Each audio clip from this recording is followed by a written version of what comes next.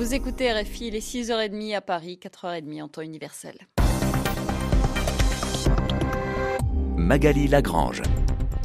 À la une de l'actualité africaine ce matin, le Burundi, 1 an jour pour jour après le passage à tabac de notre correspondant à Bujumbura, Esdras Dikumana, arrêté par les services de renseignement pendant qu'il travaillait, violemment frappé. Il a depuis dû quitter son pays pour s'exiler au Kenya, puis en France où il vit actuellement. Nous parlerons plus globalement des conditions de travail des journalistes au Burundi. Des dizaines d'entre eux ont fui le pays depuis les débuts de la crise politique. Des frappes aériennes américaines hier à Sirte, fief des islamistes du groupe État islamique en Libye, des bombardements menés à la demande du gouvernement libyen d'union nationale. Nous reviendrons aussi sur la République démocratique du Congo au lendemain du rassemblement des opposants dimanche à Kinshasa. Chaque camp, majorité et opposition, campait hier sur ses positions. Enfin, nous parlerons du Soudan du Sud. Une épidémie de choléra est apparue à Djouba après les violents combats du mois dernier. Et on commence donc ce journal en remontant le temps, 1 an, jour pour jour en arrière au Burundi. Le 2 août 2015, un tournant dans la vie de notre correspondant à Bujumbura. Ce jour-là, Esdras Dikumana, qui travaille aussi pour l'agence France Presse, fait son travail de journaliste. Il se rend sur les lieux de l'assassinat du général Adolphe Nshimirimana dans la capitale burundaise. Il est alors interpellé par des hommes du service des renseignements, conduit dans leurs locaux, passé à tabac pendant 2 heures. Il devra ensuite quitter son pays pour des raisons de sécurité. Retour sur ces événements avec Anne Kantner. Ce 2 août 2015, Bujumbura est sous le choc. L'un des plus proches conseillers du président vient d'être assassiné, victime d'une attaque à la roquette en plein centre de la capitale. Les forces de sécurité sont en état d'alerte et c'est dans ce contexte que des agents du renseignement arrêtent Esdras Dikumana qui prenait des photos. Notre correspondant au Burundi a ensuite été violemment battu pendant 2 heures. Il a dû être hospitalisé, d'abord à Bujumbura, puis à Nairobi, au Kenya, et les coups ont laissé des séquelles. Pour se remettre, j'ai fait à peu près 3 mois pratiquement sans pouvoir marcher, en marchant très difficilement. J'ai fait de la rééducation.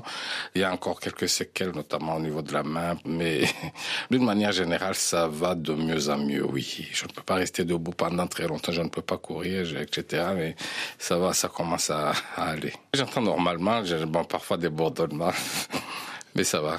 Mais il n'y a pas que les séquelles physiques. Il y a quelques mois, Esdras Dikumana a tenté de faire renouveler son passeport. Les autorités burundaises ont alors publié un communiqué l'accusant de promouvoir le crime et la violence.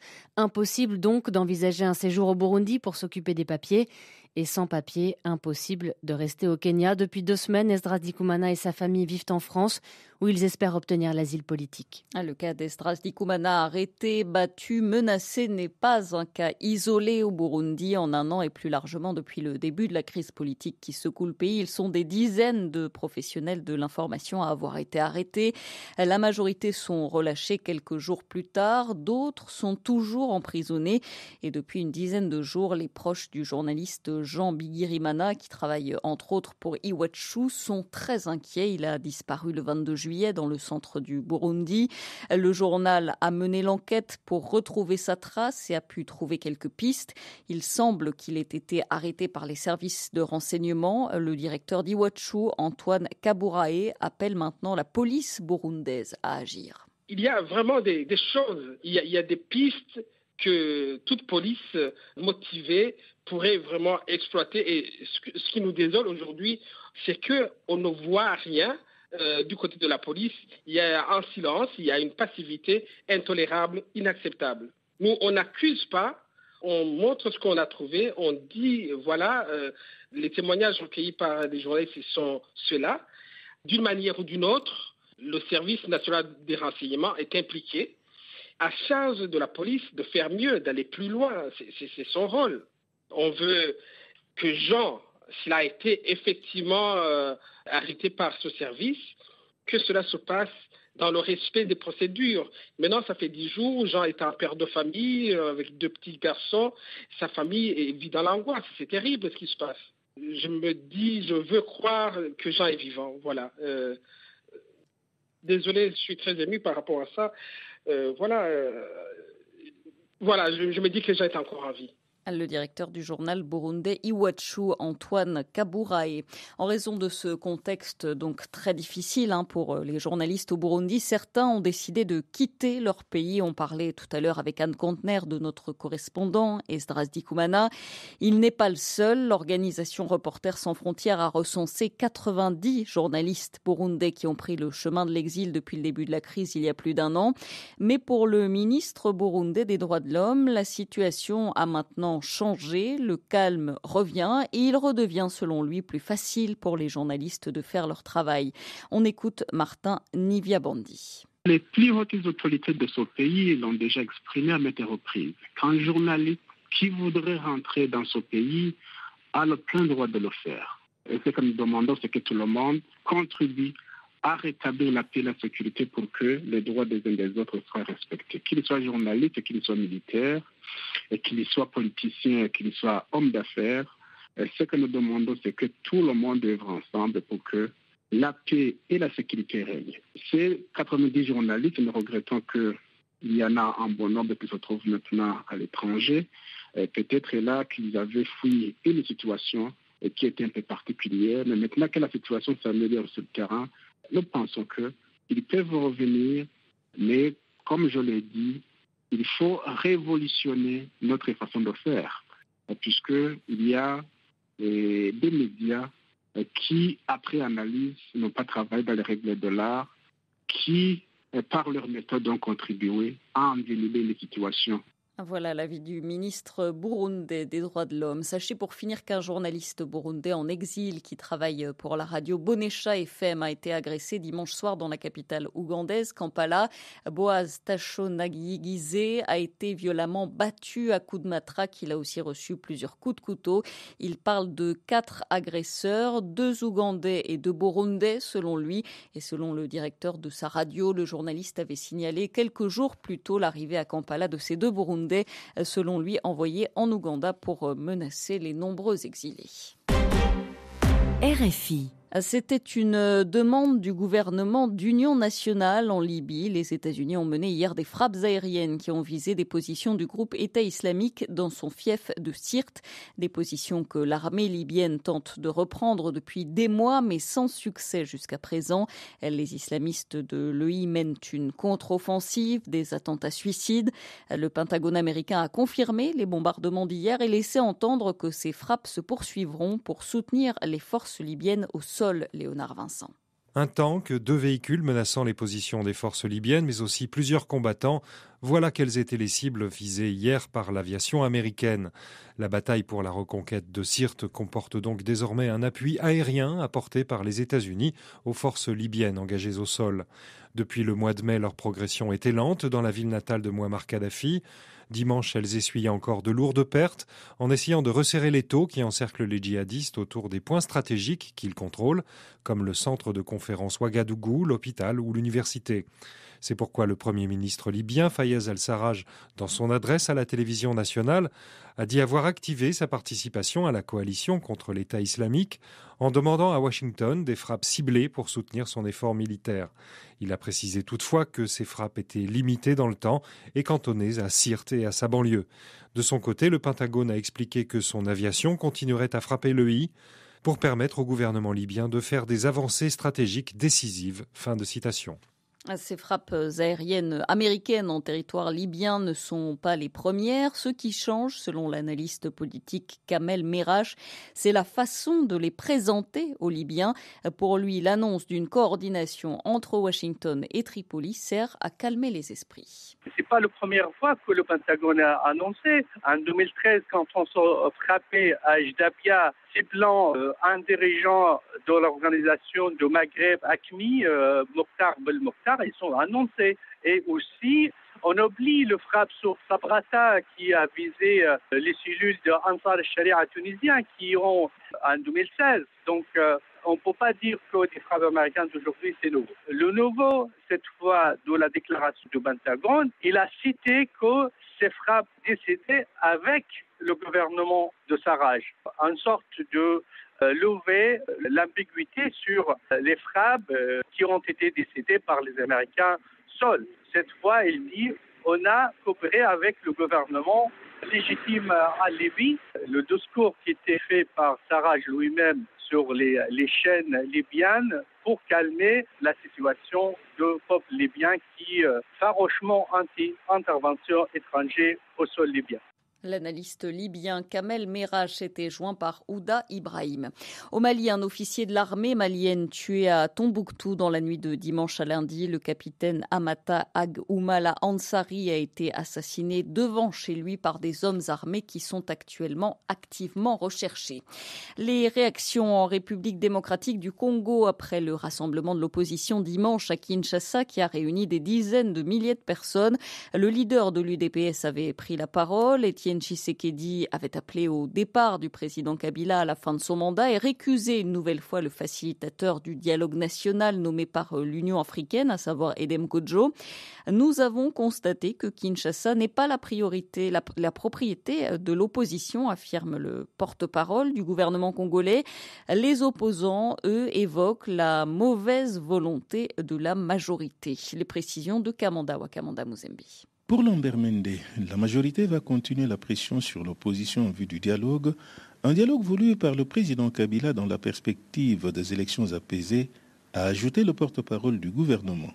Selon lui, la majorité refuse à Etienne Tshisekedi le droit de récuser qui que ce soit, en l'espèce Edem Kodjo, le facilitateur désigné par l'Union africaine et dont le leader de l'UDPS demande le remplacement après avoir qualifié l'ancien Premier ministre togolais de kabiliste. Nous avons en face de nous une majorité qui n'a jamais posé clairement des actes dans le sens d'avancer, a déclaré de son côté l'opposant Freddy Matungulu. Pour le modérateur du Rassemblement des forces acquises au changement, nous sommes sur la dernière ligne droite, on n'a plus assez de temps, il faut rentrer au bon sentiment pour sauver la République, a dit le président national de Congo-Nabisso. L'opposition maintient donc la pression pour obtenir un dialogue dans des conditions acceptables. Kamanda ou à Kamanda Muzembe, Kinshasa, RFI. Une démission au Soudan du Sud. Le ministre de l'Agriculture et de la Sécurité alimentaire quitte le gouvernement d'union nationale. Lam Akol estime qu'il n'y a plus d'accord de paix à appliquer. Il appelle l'opposition à s'unir pour faire tomber le régime de Salva Kiir. Une annonce qui intervient après l'éviction de Riek Machar de son poste de vice-président et après les violents combats qui ont opposé les hommes de Riek Machar et de Salva Kiir. C'était il y a près d'un mois à Djouba. Des combats qui ont eu de nombreuses conséquences et parmi elles une épidémie de choléra. Médecins sans frontières recense près de 600 cas depuis un mois. Une campagne de vaccination a commencé pour tenter de maîtriser l'épidémie. Stéphanie Réunion, chef de mission de MSF à Djouba. Aujourd'hui, on a environ, au total dans le pays, on a 586 cas, donc environ 5 à 600 cas qui ont été rapportés, dont 522 ici à Djouba. Donc pour l'instant, l'épidémie continue. Le Soudan du Sud est un pays endémique pour le choléra, donc il y a déjà eu des épidémies les 2 dernières années. Souvent, les premiers cas sont rapportés avec la saison des pluies. C'est une maladie hautement contagieuse et qui est liée à un accès à l'eau qui est garanti avec de l'eau propre, etc. Donc c'est souvent avec la saison des pluies que les premiers cas commencent à apparaître. Maintenant, il est vrai qu'avec les violences qui ont eu lieu il y a quelques semaines, il y a beaucoup de déplacements de population. Et donc, comme les populations bougent, eh bien, le choléra, évidemment, peut se propager beaucoup plus facilement. Le choléra aussi affecte encore plus les populations qui vivent typiquement comme dans des camps de réfugiés, avec une très grande densité, etc. Et donc, les latrines, l'accès à l'eau, etc. sont absolument nécessaires pour enrayer l'épidémie. Des propos recueillis par Chloé Gandolfo. La colère ne retombe pas à Gondar en Éthiopie. La mobilisation ne faiblit pas. Il y a 2 jours encore, plusieurs dizaines de milliers de personnes ont marché contre le gouvernement éthiopien. Nouvelle manifestation qui s'ajoute à celles qui ont déjà eu lieu ces dernières semaines, Karim Lebourg. C'est l'arrestation de plusieurs dirigeants Amhara qui, depuis quelques semaines, cristallisent les tensions et tournent à la révolte dans la ville de Gondar. Ces dirigeants font campagne pour que le district de Walkayit, rattaché par les autorités éthiopiennes au Tigré voisin, revienne à la région Amhara. On compte déjà une quinzaine de morts dans les affrontements avec la police et l'ampleur du rassemblement de dimanche, pourtant interdit, montre que les manifestants n'hésitent plus à défier le gouvernement éthiopien. Certains exprimaient ouvertement leur solidarité avec les manifestations Oromo d'il y a quelques mois. Amara et Oromo partagent le même sentiment de discrimination dans une Éthiopie qu'ils disent dominée par les Tigréens. Cette colère exprime un malaise profond en Éthiopie, un pays où les opposants et les critiques sont régulièrement accusés de terrorisme. Le parti au pouvoir depuis 25 ans, le PRDF, a remporté 100% des sièges au Parlement lors des élections l'an dernier. Sans possibilité légale de se faire entendre, les Éthiopiens finissent logiquement par s'exprimer dans la rue. Karim Lebourg, Addis Abeba, RFI. Il est maintenant 6h45 ici à Paris. Afrique Matin sur RFI. Magali Lagrange. Dans 5 minutes, la revue de presse Afrique. Ce matin, c'est Nathalie Amar qui a lu pour nous les journaux du continent. Elle nous reparlera des frappes aériennes menées hier par les forces américaines à Sirte, en Libye, contre des positions du groupe État islamique. Et on en parle aussi tout de suite avec l'invité de la rédaction. On revient donc sur ces bombardements américains sur les positions du groupe EI dans son fief de Sirte, des frappes à la demande du gouvernement d'union nationale libyen puisque les forces libyennes avaient bien du mal à reprendre le contrôle total de la ville. Le chef du gouvernement, Fayez El-Sarraj, l'a annoncé lors d'une allocution à la télévision. Les États-Unis ont aussitôt confirmé l'information. Pour en parler, Roland Jacquard, président de l'Observatoire international du terrorisme, est l'invité de Jean-Jacques Loirne. Roland Jacquard, bonjour. Bonjour. Le chef du gouvernement libyen d'Union nationale a annoncé des frappes aériennes contre des positions de l'État islamique à Sirte et ses environs. Frappes immédiatement confirmées par le Pentagone. Ce sont les premières frappes aériennes. Ce sont les premières frappes aériennes des Occidentaux, en tout cas des Américains. Donc ça fait déjà depuis plusieurs mois que, à ma connaissance, le Pentagone faisait des études en ce sens. Pourquoi ? Parce qu'ils considèrent aujourd'hui, après les rapports de la CIA, mais aussi après un récent rapport confidentiel du Conseil de sécurité des Nations Unies, un rapport de l'OTAN, que l'État islamique, qui a des difficultés aujourd'hui à installer son califat et qui est très affaibli dans ses territoires en Syrie et en Irak, va chercher à augmenter son influence en Libye et vont essayer d'occuper une grande partie du territoire libyen. Ils occupent déjà plusieurs centaines de kilomètres le long des côtes. Et les Américains considèrent que si on n'agit pas tout de suite, un nouveau front très important va s'ouvrir en Libye. Et Fayez El-Sarraj annonce de lourdes pertes pour l'État islamique. Donc Sirte peut être libéré, c'est ça ? Alors Sirte peut être libéré puisque c'était le bastion principal des djihadistes en Libye. Et tous les services de renseignement se sont rendus compte depuis plusieurs semaines qu'il y a un afflux de combattants de Daesh, de la Légion islamique étrangère de Daesh, qui partent de Syrie ou d'Irak ou qui partent d'autres endroits et qui vont essayer d'aller s'installer en Libye. Donc pour eux, cette stratégie de Daesh était destinée précisément à prendre le contrôle du territoire libyen. C'est difficile aujourd'hui de laisser Daesh s'installer également en Libye pour plusieurs raisons. D'abord parce qu'ils peuvent prendre le contrôle depuis pétrolier. Ensuite, parce qu'il y a déjà des groupes très dangereux qui sont installés là-bas, comme le groupe de Mokhtar Belmokhtar.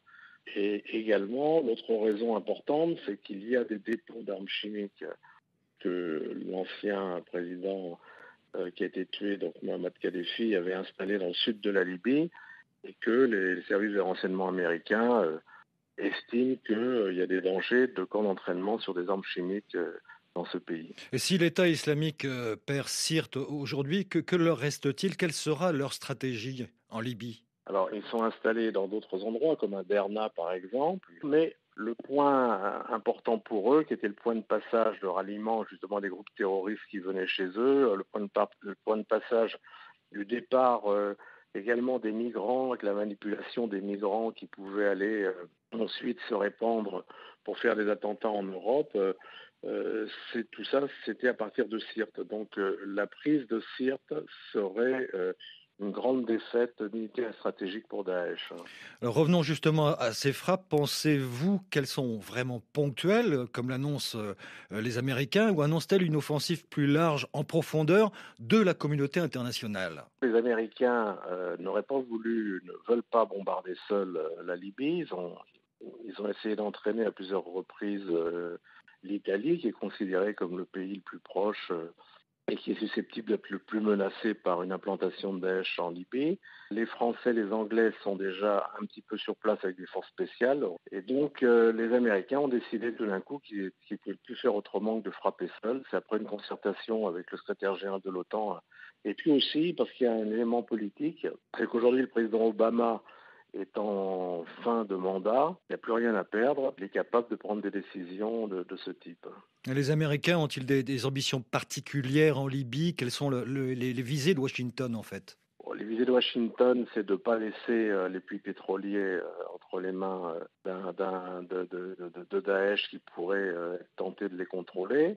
C'est également protéger la façade méditerranéenne de l'OTAN avec les bases de l'OTAN qui se trouvent en Italie, notamment à Naples, l'état-major de l'OTAN, etc. Et puis, les Américains ont depuis quelques années, et surtout depuis quelques mois, une grande politique de défense de l'Afrique. Ils sont en train d'installer des bases de drones très importantes au Niger notamment. C'est vrai que une forte implantation de Daesh en Libye pousserait cette organisation terroriste à aller beaucoup plus loin encore en Afrique. Et donc la Libye sera peut-être moins une bombe à retardement pour le bassin méditerranéen et l'Europe dans quelques jours ou quelques semaines? Cela va dépendre de l'ampleur des frappes. Il y a eu beaucoup de gens de Daesh qui ont été tués d'après les communiqués qui sortent, mais il faut encore attendre pour voir s'ils ne peuvent pas se regrouper ailleurs, quelle va être leur capacité de riposte. Donc pour ça, il faut encore attendre quelques jours, voire quelques semaines. Roland Jacquard, merci. Il répondait aux questions de Jean-Jacques Louarn. Magali Lagrange. Les États-Unis ont donc bombardé des positions du groupe État islamique en Libye. Plusieurs cibles frappées à Sirte, fief des djihadistes dans l'est du pays. Une intervention à la demande du gouvernement d'Union nationale de Tripoli. Les autorités libyennes tentent de reconquérir la ville depuis l'installation de l'EI il y a près d'un an. Les obsèques du père Jacques Hamel auront lieu cet après-midi à Rouen, dans le nord-ouest de la France. Des milliers de personnes sont attendues pour un dernier hommage au prêtre assassiné par des djihadistes en pleine messe la semaine dernière. Le ministre de l'Intérieur, Bernard Cazeneuve, doit y assister. Et puis un pas supplémentaire vers un référendum contre Nicolás Maduro au Venezuela. Le Conseil national électoral donne son feu vert à l'organisation d'une consultation visant à révoquer l'actuel président. Le processus sera encore long. Plus de 4 millions de signatures doivent à présent être recueillies pour valider la suite de la procédure. Et on retrouve à présent Nathalie Amar pour la revue de presse Afrique. Bonjour Nathalie. Bonjour Magali, bonjour à tous. À la une, l'EI bombardé par les États-Unis à Sirte en Libye. Washington ouvre un nouveau front contre l'organisation de l'État islamique après l'Irak et la Syrie où elle semble indéboulonnable, affirme le quotidien sénégalais WALF ce matin. Les djihadistes s'étaient emparés de Sirte en juin 2015. Ils tiennent encore une partie de la ville, l'université, l'hôpital, le centre de conférence Ouagadougou. Ces raids aériens américains, à la demande du gouvernement d'Union nationale, précise le Pentagone, ont donc pour objectif de les en déloger. Déjà, rappelle Walf, l'EI fait face depuis mai dernier à une coalition de brigades et de milices favorables au gouvernement de Fayez el-Sarraj. L'opération baptisée Banyan al-Marsous, activement soutenue par les capitales occidentales, a pour base arrière le port de Misrata, à 225 km à l'ouest de Sirte. Cette même ville est le principal pourvoyeur en hommes au sein des unités qui font le siège de Sirte. Les raids américains sont lancés au moment où des forces résiduelles de l'EI à Sirte opposent une résistance meurtrière aux assaillants victimes de snipers et de mines. Et à Alger, le matin pointe l'absence de réaction des pays voisins. A commencer bien sûr Magali par l'Algérie elle-même. Alger qui a déployé un impressionnant dispositif sécuritaire le long des 1000 km de frontières a toujours signifié son opposition à toute intervention en Libye. En mars dernier, alors que de nombreuses sources d'informations évoquaient la présence de forces spéciales sur le sol libyen, le ministre des Affaires étrangères, Ramtan Lamamra, avertissait toute autre intervention militaire en Libye engendrera davantage de destruction et de pertes humaines. La position algérienne est constante en la matière depuis 2011. Elle était aussi contre l'intervention de la coalition internationale menée par la France et l'Angleterre contre le colonel Kadhafi. La Tunisie est elle aussi opposée à toute intervention en Libye. Reste l'Égypte, souligne Le Matin. L'Égypte soutient du général Khalifa Haftar, ennemi des djihadistes de Daesh. Et justement, à Ouaga, le pays dénonce le manque de lisibilité de l'action internationale en Libye. Les Américains aux côtés du gouvernement d'union nationale et la France soutient du général Haftar qui, rappelle le pays, n'entend pas se soumettre aux autorités de Tripoli. Il y a un an, Esdras Dikoumana, le correspondant de RFI à Bujumbura, était interpellé par les services de renseignement. Arrêté, tabassé, puis menacé, finalement exilé dans l'impossibilité de renouveler son passeport. Aujourd'hui encore, il est difficile, voire impossible de faire ce métier en toute indépendance au Burundi. En témoigne l'enlèvement, il y a une dizaine de jours, du journaliste Jean Bigirimana. Cette disparition est un message fort de la part du gouvernement à l'adresse de tous les journalistes, écrit le blogueur, enseignant et universitaire Jean-Marie Ntaimpera sur le site Yaga Burundi. Son arrestation par le service national des renseignements signifie seulement que le gouvernement continue de se radicaliser. Pour lui, après l'amorce de dialogue à Arusha, l'un des signes de bonne volonté du gouvernement aurait été d'ouvrir à nouveau les médias qui ont été brûlés, fermés en mai 2015 et de permettre aux journalistes en exil de rentrer. Malheureusement, cette arrestation envoie un message aux journalistes partis. Ils sont indésirables au Burundi. Fin de citation. En Afrique du Sud, une photo qui fait couler de l'encre à la veille des élections municipales. Elle est à la une du Times sud-africain. Photo d'une poignée de main entre l'ancien président Thabo Mbeki et Julius Malema, ancien chef de file des jeunes de l'ANC, aujourd'hui à la tête des Economic Freedom Fighters, une formation qui conteste la suprématie du parti de Mandela. Malema s'est rendu chez Thabo Mbeki pour lui présenter le mouvement, dit-il, et nous lui avons demandé de voter pour nous. Malema est le seul à avoir commenté la rencontre. Thabo Mbeki, lui, est resté silencieux. Mais la photo, évidemment, marque les esprits à la veille d'un scrutin qui s'annonce très disputé pour le Congrès national africain. Et enfin, sur le site du Monde Afrique, le calvaire des danseuses de Koffi Olomidé. L'épisode de Nairobi, ce coup de pied asséné à une danseuse devant les caméras n'est pas la première frasque de la star congolaise, souligne le journal. Intégrer la troupe de danseuses a longtemps fait rêver les jeunes filles des quartiers populaires de Kinshasa, mais l'envers du décor est sordide. C'est ce qu'écrit donc le Monde Afrique, repris par le site congolais 7/7. Merci Nathalie Amar. Vivez votre passion du sport avec MoneyGram, transfert d'argent. Le journal des sports avec Thomas de Saint-Léger. Bonjour Thomas. Bonjour Magali, bonjour à tous. Du basket pour débuter à 3 jours du coup d'envoi des Jeux Olympiques de Rio. Les rebonds ne sont pas favorables pour la sélection du Nigeria. Le champion d'Afrique devra faire sans son meilleur joueur. On y reviendra. Et l'écart entre le seul représentant du continent et les meilleures nations mondiales est toujours aussi important. Nouvelle démonstration il y a quelques heures. Oui, les D Tigers jouaient leur dernier match de préparation à Houston face au double champion olympique en titre, les États-Unis. À l'arrivée, une vraie raclée, le mot n'est pas trop fort, 110-66 en faveur des stars américaines, 44 points d'écart. C'est presque 2 fois moins qu'il y a 4 ans. Au Jeux de Londres, il y avait eu 156-73, mais ça reste un gouffre. À Rio, on le rappelle, le Nigeria se retrouvera dans le groupe le plus relevé avec l'Espagne, l'Argentine, la Lituanie, la Croatie et le Brésil. La situation s'est encore compliquée pour les champions d'Afrique avec l'annonce d'un forfait de dernière minute, celui de l'ailier Al-Farouk Aminou. Oui, et c'est loin d'être anodin. On parle là du meilleur élément de cette équipe, d'un joueur NBA, puisque Al-Farouk Aminou évolue dans la meilleure ligue du monde avec les Blazers de Portland. Il ne sera pas au jeu, a priori, en raison d'un conflit entre la fédération et son club. Aucune des deux parties n'a souhaité prendre en charge le montant des assurances du joueur. On parle d'un montant de $15 000, une absence regretté par Femi Adefeso, chargé de communication à la Fédération nigériane de basket. C'est un des joueurs les plus influents de l'équipe. Il avait beaucoup apporté lors du dernier Afrobasket. C'est dommage. Je n'ai pas pu le contacter. Mais je sais que pour lui, cette décision a été difficile à prendre. Je suis convaincu qu'il ne l'a pas pris seul, que son club l'a encouragé à prendre la meilleure décision pour la suite de sa carrière. C'est vrai que c'est aussi très important. Le retrait d'Al-Farouk est un coup dur, c'est vrai. Mais je garde espoir de le revoir en équipe nationale pour les prochaines compétitions.